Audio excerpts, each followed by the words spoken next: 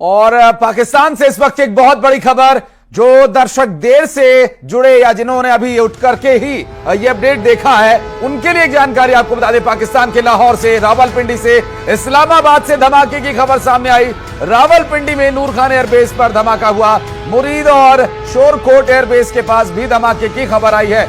लाहौर में जोरदार धमाकों की आवाज सुनाई दी है और पाकिस्तानी सेना ने एयरबेस में धमाके की बात को स्वीकार किया। पाकिस्तान में सभी प्रकार की उड़ानों पर फिलहाल रोक लगा दी गई है और पाकिस्तानी एयर स्पेस फिलहाल 12 बजे तक के लिए बंद कर दिया गया है। यानी अगले करीब 7 साढ़े 7 घंटों के लिए पाकिस्तानी एयर स्पेस पूरी तरह से बंद रहेगा। तो रावलपिंडी, नूर खान, मुरीद और शोरकोट एयरबेस के पास भी धमाके की खबर आई। मिल रही जानकारी के अनुसार अब तक की जो सबसे बड़ी खबर है, पाकिस्तानी सेना का दावा कि भारत ने मिसाइली हमला किया है। सरफेस टू एयर मार करने वाली मिसाइल का इस्तेमाल किया गया। पाकिस्तान से आ रही इस वक्त की बड़ी खबर, जिन दर्शकों ने देरी से अभी अपडेट देखा या अभी जिन्होंने टीवी सेट्स ऑन किए हैं या मोबाइल पर अगर वो अपडेट ले रहे हैं तो उनको बता दें कि मुरीद और शोरकोट एयरबेस, नूर खान एयरबेस, रफीकी एयरबेस पर पाकिस्तान के ताबड़तोड़ धमाकों की आवाज सुनी गई थी और अब से कुछ ही घंटों पहले ये धमाकों की आवाज सुनी गई थी और लगातार जो कार्रवाई की बात कही जा रही थी इसे उससे भी जोड़कर देखा जा रहा है। पाकिस्तान में लाहौर, रावलपिंडी और इस्लामाबाद में धमाकों की आवाज सुनी गई है।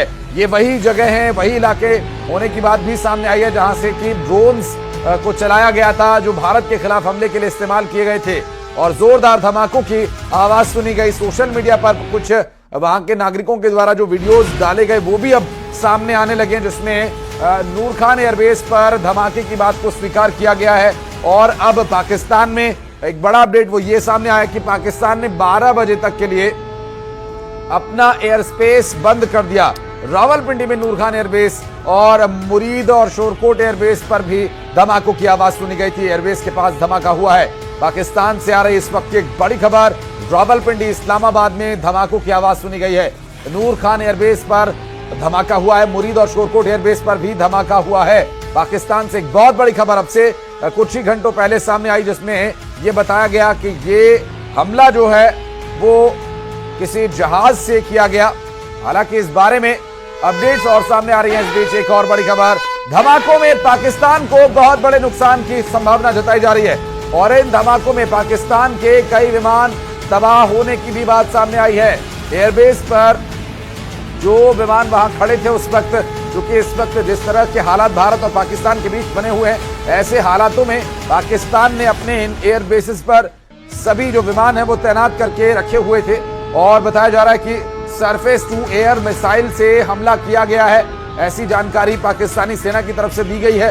पाकिस्तानी सेना ने इस तरह की घोषणा की, ऐलान किया और सार्वजनिक जो सूचना जारी की जाती है पाकिस्तान की सेना के द्वारा जारी की गई, जिसमें यह बताया गया कि उनके नूर खान रफीकी एयरबेस पर हमला हुआ है और ये हमला एक मिसाइल के द्वारा किया गया जो सरफेस टू एयर मार करती है। धमाकों में पाकिस्तान को बहुत बड़े नुकसान की भी खबर कही जा रही है।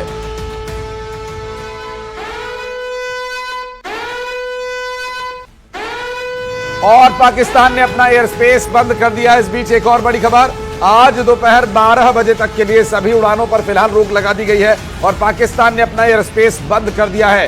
पाकिस्तान का एयर स्पेस इस वक्त पूरी तरह से खाली है। पाकिस्तान ने अपने एयर स्पेस को बंद कर दिया है।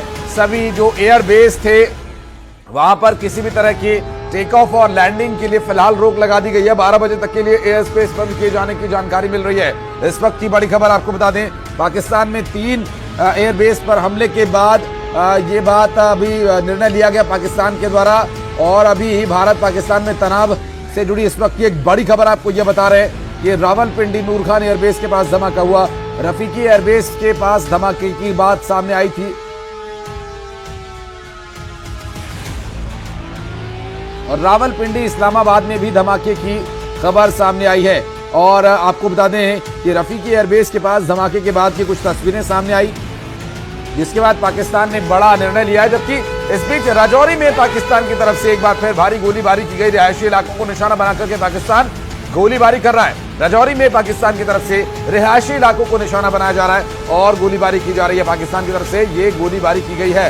राजौरी में पाकिस्तान की तरफ से की गई गोलीबारी का जवाब भी भारत की तरफ से माकूल दिया जा रहा है। पाकिस्तान जो अपनी हमेशा की तरह नापाक हरकतों को एक बार फिर से अंजाम दे रहा है, जिसके द्वारा पाकिस्तान के द्वारा हमला करके गोलीबारी करके रिहायशी इलाकों में आम लोगों को बनाया जा रहा है, रिहायशी इलाकों को निशाना बनाया जा रहा है, जहां पर पाकिस्तान के द्वारा ये हमला किया गया। और उस तरह के हमलों को नाकाम करने के लिए भारत की तरफ से भी जवाबी कार्रवाई इस पर की जा रही है, क्योंकि रिहायशी इलाकों पर हमला करने वाली जगह पर भारत हमला करके उसे अपने रिहायशी इलाकों पर गोलीबारी करने से रोकने के लिए मजबूर किया जा रहा है।